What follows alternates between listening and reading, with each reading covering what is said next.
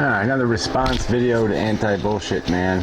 He's basically called all the opposing arguments to his education, testing, voter testing plan, synthetic, based on technicalities, or endorsing ignorance. And it's really irritating that he's chosen that rhetoric. He says, well, I didn't mention certain people's names in this video, and so they don't need to respond. Yeah, but he uses my argument, and then, well, forget it. Yeah, so I'm going to respond. So I'm not going to have my argument labeled, I think, unfairly. Alright, so look, it's like anything else. If you're proposing something dramatic, like getting rid of people's democratic rights, the fact that they live in a society and pay taxes, and you're saying, too bad, you can't vote. That's a bold fucking step. And you got to have a really good argument, really good defense for doing something like that. And I don't think you do. I don't think you have a defense for doing something like that, especially in the context of having some test. You compared it to a driver's license. A driver's license is testing for a very specific capability. What is the specific capability you are testing for?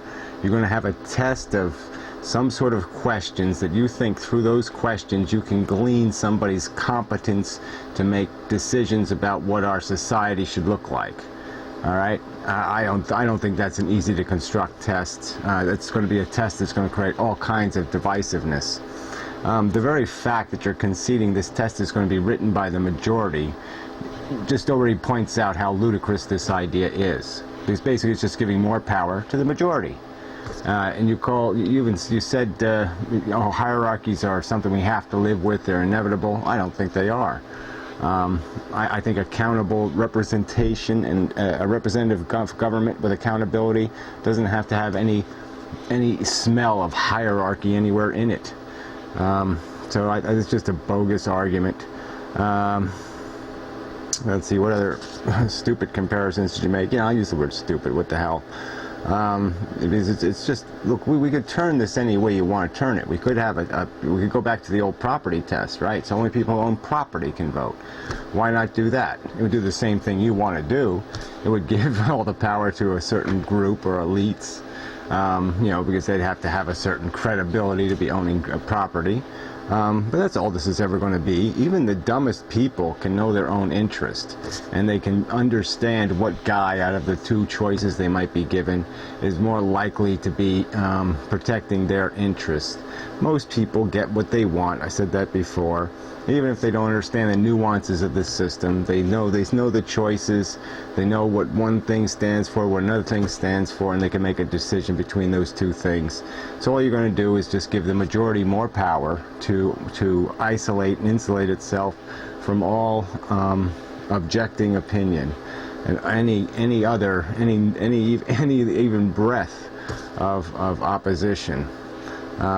So it's just a really bad idea.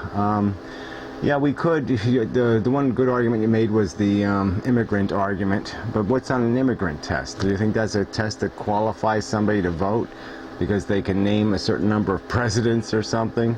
That really doesn't qualify people to vote, does it? Doesn't make them politically informed. Doesn't make them know the difference between a ballistic missile and a cruise missile, does it? No. So how's that going to help them any? Maybe it'd be the right thing to do is to say you don't get to vote if you don't have a high school diploma. And maybe if you don't have a high school diploma, then you have to take the test.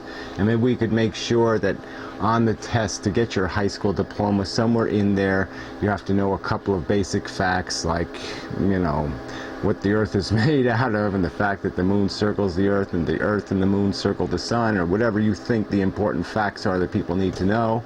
And we can put those on that test to graduate from high school. And then non-graduates would have to take a test to be able to vote. Maybe their vote could be diminished because they might not be competent. But even so, this is a method of last resort. This isn't. There's so many better reforms to make to this system than this. This is just dangerous. And I didn't call it racist, but I mean the fact is that this was used for those purposes, because yes, you can you can still take advantage of that equation. I mean, we still have states in this country, cities in this country where, you know, the population, the black population will have a much higher dropout rate. And so if you establish some sort of thing like, yeah, if you don't graduate from high school you can't vote or something, it's going to disproportionately affect a certain racial minority, and people will use that to their advantage. So it's not that the policy in itself is racist, but it can be used or abused by people who have that intent. And that's just a fact. So why would you even open the store? It's dangerous, it's ugly. You basically said that, yeah, well, if it's implemented in the United States and the test becomes, you know, if you're not a good Christian, then you don't get a whole vote, and then I could just leave the country. I mean, that's your solution. I mean, that's part of your argument. So I'm supposed to applaud an idea that would give me the choice or give me incentive to leave the country. I mean, that's a pretty fail argument in my opinion. You know, I shouldn't fight for this country. You know, instead I should just pass a law that says take away my vote because I'm not the majority, and you know, so I have reason to leave then. You know, yeah, it makes a tons of sense. And so then maybe I can, you know, go to the country of your birth and try to fix that country and do the same thing there, though. Then I'll pass a law there that takes away my own vote, so then I'll have to leave there. You know, and then I'll follow you to Canada, and we can ruin Canada. How about that? Do the same thing. Give the majority all the power, and fuck all the minority opinion. So whatever. Last word again, but it's probably not going to be the last word, but you're going to have to open your mouth again. I just see it coming over the corner of my eye. I can see it over there. But whatever. Just take out of your rhetoric this idea that you haven't been challenged with a reasonable argument. You have been challenged with reasonable arguments. Alright? And if you're going to keep saying you haven't, then I'm going to keep making fucking videos.